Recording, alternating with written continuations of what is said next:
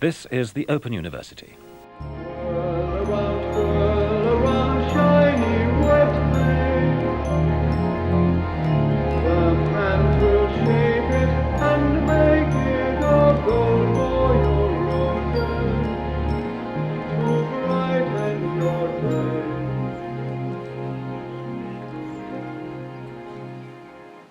Hello, it's your lecturer, and I'm in Kuala Lumpur. I get around. I really loved being in Yangon. I was there 6 weeks, and I really got my habits. I got into a kind of flaneur existence, and I really felt I was in some sort of weird time warp. I was in the Middle Ages or something. The market life there, the old French books. There were some less good things like ants running through all my food. But I had a kind of culture shock when I arrived here in Kuala Lumpur.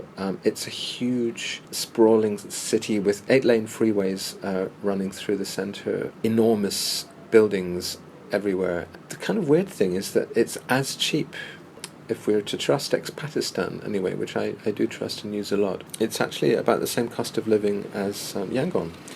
But it provides pretty much everything you'd expect of a large Japanese city or Seoul or somewhere like that. It reminds me of a bit of Seoul, actually, the way the cars have priority here. That was really my first bone to pick with... it's been a very different experience for me here because I've been shown around very kindly by an advertising copywriter called Liana, and she's got a car. So when I'm being shown around by her, it's from a car, and it's very much a car-oriented city. It's really these huge freeways.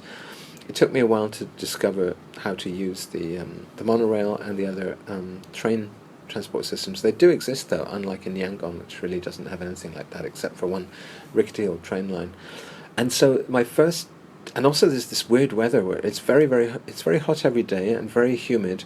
And I was sort of scared flying in because of all the thunderstorms that were every single day. The weather forecast I was using, the BBC weather forecast, but also the one on my iPhone, saying that there were thunderstorms every afternoon. Basically, the thunder just rolls in sort of mid to late afternoon.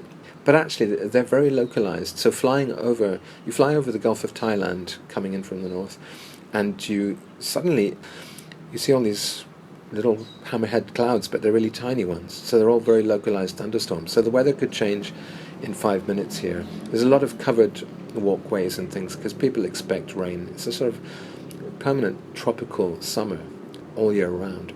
Insects are not so bad here. It's really striking how cheap things are here. It's actually 70% cheaper than Osaka, for instance, in terms of living costs. So my hotel is the same price as my hotel in Yangon, $10 hotel, which is fine, has a bathroom ensuite and everything. A little bit noisy area with construction sites and things around it. So on my first day, I made a beeline, because what I know about Malaysia, it's very little. You could write it on the back of an envelope. Before I came in here, I knew that one of my exes had a mother who was a Malay Chinese, Chinese ethnic. You see, that you have to know the history of this country. It's a little bit like Yangon. It's had a city, Kuala Lumpur, or like Singapore, which is very nearby here. The city was populated by people who were not locals of the country, and it was done in a colonial way by the British, and because the British were the occupiers of Malaysia. Obviously drawn here by the oil, by the rubber, and bananas and things like that, which this country offered. A very brief potted history, which you can actually get from the Malaysia Design Archive website. They're talking just in terms of design, but it's actually a good potted history of the country itself. 1850 to 1942, the period of modernization. So the British were the colonial modernizers there. 1942 to 45, aesthetic prejudices. The Japanese occupied Malaya, and they used graphic design for propaganda during that period. 45 to 57, Malaya was handed back by the defeated Japanese to the British, but there was a very strong independence movement. So from 1957 onwards, Malaysia was independent, and still is. But it's really remarkable to me how much people are speaking English. First of all, there are lots of gammons everywhere. I hate to use this derogatory term for pasty, red-faced British people, but they are everywhere here. I guess they're working for international companies here, and they're also tourists here. The city is full of hotels, enormous hotels. I don't really understand why they all come here, but apparently Kuala Lumpur is a big tourist destination. One reason I'm here, actually, in the first place, apart from Liana's kind invitation, is that AirAsia uses this as its hub. It's a company based here. So I could fly for 50 euros, from Yangon to Kuala Lumpur. And now, after this, I'll be flying in early April to Japan, to Tokyo, for a couple of €100. And that's like a 7-hour flight. So that's like pretty much long haul, but with the prices of a budget airline in Europe, sort of Ryanair type prices. So AirAsia is pretty amazing, although of course they did have that terrible crash when they ran into turbulence. So now even if they expect turbulence, which they do every time they cross their own country because it's a stormy place, they don't mention it. The captain never says we're expecting turbulence because of that accident. I think it's a kind of forbidden word now on AirAsia, but keep your seatbelt fastened. So yeah, my first day, sorry, after that positive history, okay, so I knew that I had one ex whose mother was Malay Chinese. I'd written a Kimi Carey song, which actually was never recorded, which mentioned Putrajaya, because I knew about the Petronas Twin Towers when they were built, and the idea of a sort of information corridor, or sort of sexy embrace of new technology, which this country did pretty early on in the 90s. And then I had this song Miles Franklin, which was on Stars Forever in 1999, which was trying to sum up a lonely gay man's life, and mentioned his favourite magazine wallpaper. And so I just threw in this line about Kuala Lumpur, a world apart, as a kind of typical travel story that you would have read in Wallpaper magazine. Does it still exist? I'm not sure, but Tyler Brûlé, who was the founder of Wallpaper, is now very active with Monocle magazine, of course, and writing columns for various people. And so one of the first things I did when I arrived here was re-record that song about my life with Tyler Brûlé in Kuala Lumpur. The serene calm of ebonized ash, modern antiques, ceramics and birch, a stainless steel kitchen, a stainless steel heart, Kuala Lumpur, a world apart. It's a good song, actually. I'm proud of that song. So I went the first day to the Petronas Twin Towers, partly because I'd heard that the biggest and best bookshop in town was Kinokuniya, the Japanese bookstore, which is in the shopping mall at the foot of the Twin Towers. I didn't go up the towers. I'm a bit vertiginously challenged, actually. So I walked around, walked through the walkways, and I was basically criticizing in my mind as I walked around that first day the fact that public space is all privatized in this city. You hand over the pavement to whoever has the building next to it, and they might decide to put a rampway for taxis or limousines or whatever over your pedestrian footpath. So there aren't really consistent pavements, and you really have to learn how to walk through the city in malls, which are junk space in Remco has this term. In other words, areas defined by retail, by private ownership, and by air conditioning mostly, and a kind of bland surfaces of travelators, escalators, tiles, the usual shopping mall architecture. And also that means that, for instance, crossing the roads, which are enormous and basically freeways, you have to do that often with private walkways which close at 10 o'clock or something, just whenever the owners decide to close those bridges. And then presumably the traffic is not so bad late at night. And of course the air is pretty rotten. And instead of having the trains on the ground and, say, the cars up in the air, as they do in Osaka, you have the cars on the ground, and the people having to deal with that by escaping from those freeways and burrowing through the city in a series of interlinked shopping malls, underground malls and things like that, or else using the monorail, which is actually very good, up in the sky, which takes you on a kind of loop around the centre of town. So I was pleased to find on that first day an Islamic grocery, so I could buy my favourite cheese, which is this sort of glutinous mayonnaise-like cheese called puck. And I could buy chickpeas, both things I couldn't really find in Yangon. The second day I went to a bookshop called Junk. Actually, I went first to a cafe called VCR, which is like a hipster cafe, which had great coffee, actually, and great food. And then this bookshop called Junk, which is owned by an old man called Jeffrey Coe, and it has 2 million books, all English books, none of them French, on 3 levels. And they're all wrapped individually in plastic, and they're all rather expensive, actually, rather overpriced at about 6 or 7 euros for an old paperback. But it's an amazing place, and I could spend hours in there. The top level, the 3rd floor, is just for very rare books, which are a bit more expensive. But first two levels, really incredible. There's a little balcony and really atmospheric place. The third day, I went on the monorail I wanted to find frontage, and I wanted to find an old downtown area. So I took the monorail to Chowkit Market, which was good, and it was an area which was not dominated by traffic so much. So, there are malls like Quill City, which are fairly standard, junk space mall. But Chowkit Market was more like the markets in, Vientiane or Yangon, actually kind of dirty in a good way and full of old Indians running stores and, dry pasta of various kinds and quite strange things I hadn't seen elsewhere. Yeah, I really had a really good shopping day. I think I realised that the virtue of a big, ugly, old, modern city like this, because it was really like coming back to the 21st century from, say, the 19th century. Essentially, Yangon is a place out of time. So there's a good and a bad side. The bad side was initially apparent to me just in the terms of the non-human scale of the city. It's on this gigantic scale that alienates you. But on the other hand, once you home in on the really great shopping or the kind of really specialized things that interest you, then you realize the good point of modernity, I suppose. So I was able to buy all the cables and kind of tech stuff that I needed to buy, and buying a lot of Muslim clothes as well. Of course, what you have to realize is that this is a Muslim country. I do notice a certain kind of, I suppose, benign authoritarianism, a bit like the kind you read about in Singapore. It's a kind of, apparently there is a real morality police who might knock on hotel doors, but there's also a lot of police on the monorail system and sort of interesting advertising campaigns about not spreading lies on the internet. There's a campaign that says if you're sharing a lie, you're a liar. Pictures of people with Pinocchio extended noses wearing veils. There is this slightly intrusive sense of an Islamic police state, and there is a political election imminent at which populist, fundamentalist Islam parties are meant to be doing better, but they nevertheless have to be in coalition with other parties to have any power.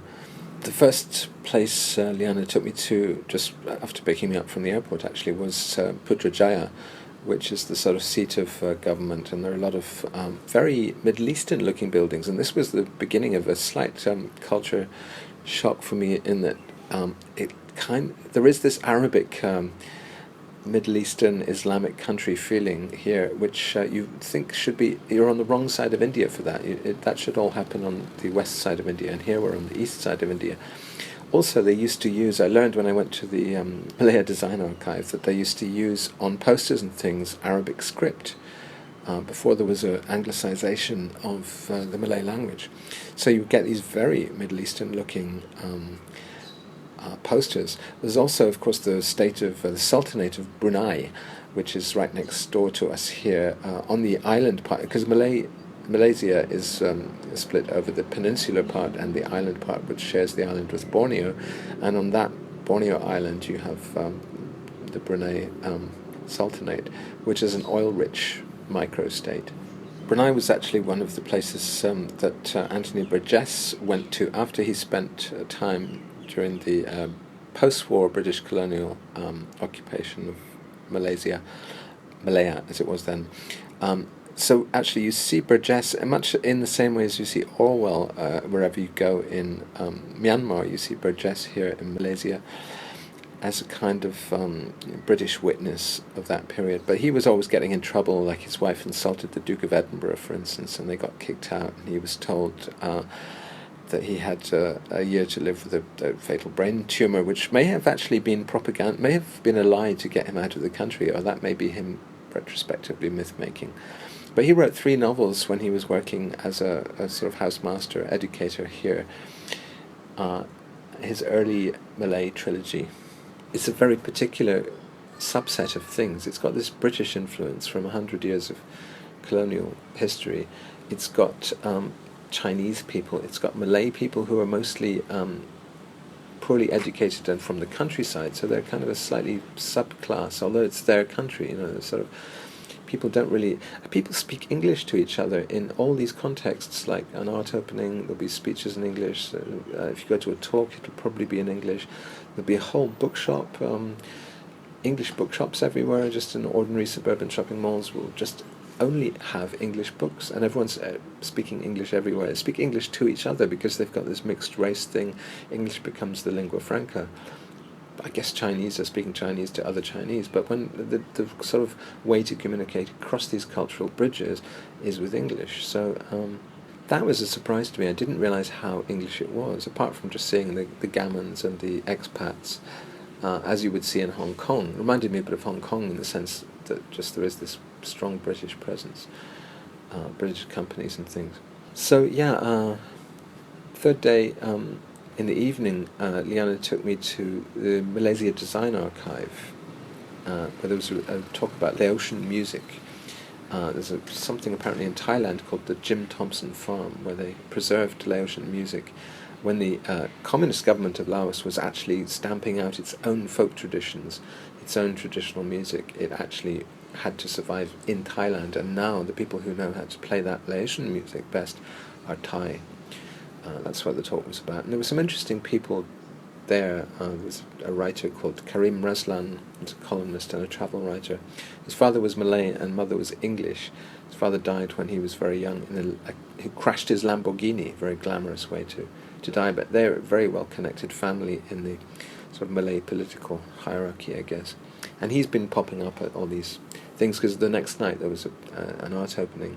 Also at the Malaysia Design Archive there was a really good bookshop, a little bookshop with sort of selection of, again, English language books. So the next day, and I'm getting up to Saturday now, Liana took me in her car to a hipster craft fair called Retro Ryu.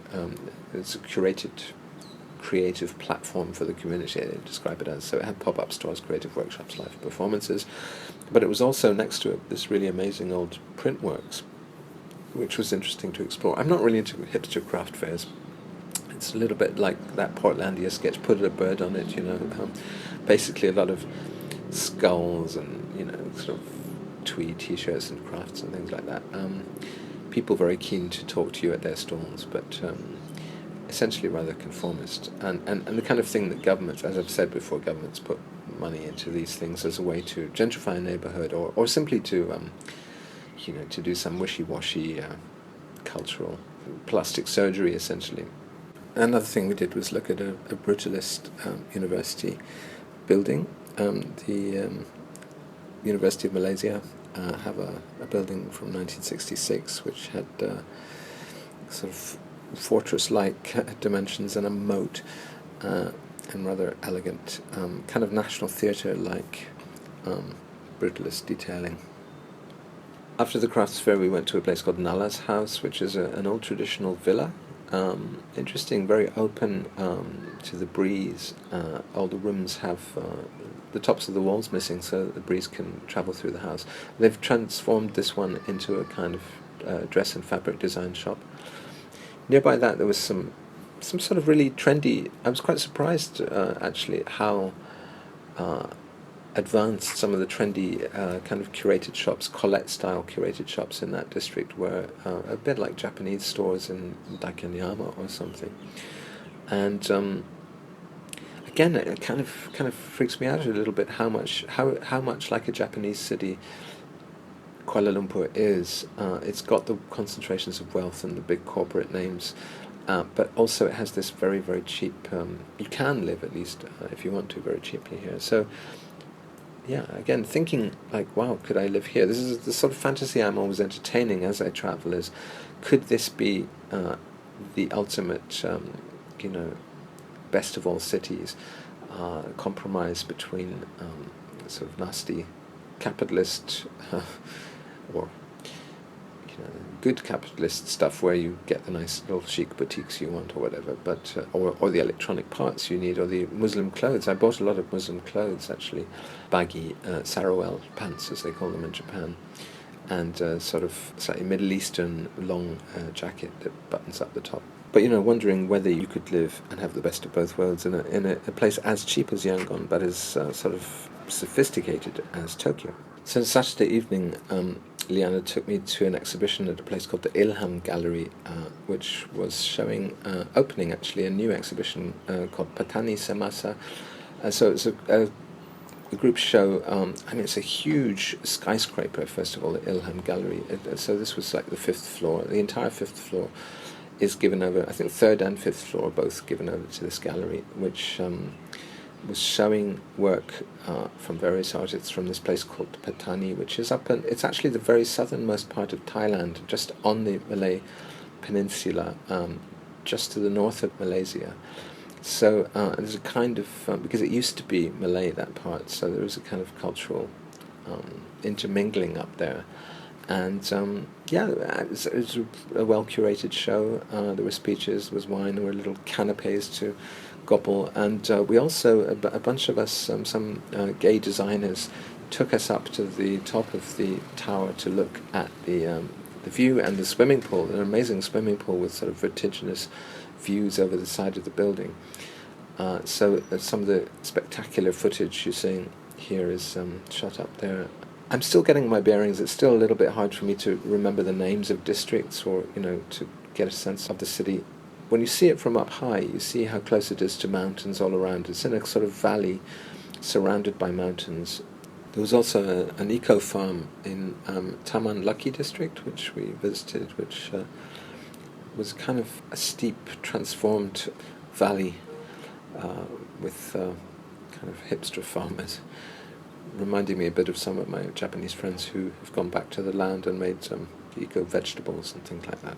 So the plan for the next week is that Liana continues to show me around. She's actually taken a week off work. She's between agencies right now. And we're going to head down, I think, later in the week to Malacca, which is an older city on the sea. So that should be interesting. This is the furthest south I've ever been in my life, and closest to the equator. I've never been to the southern hemisphere. But and Singapore is very close. It's sort of tempting to hop across there, but I just have a couple of weeks here, so I think there isn't time for that. And then I'll be back in Japan for the spring.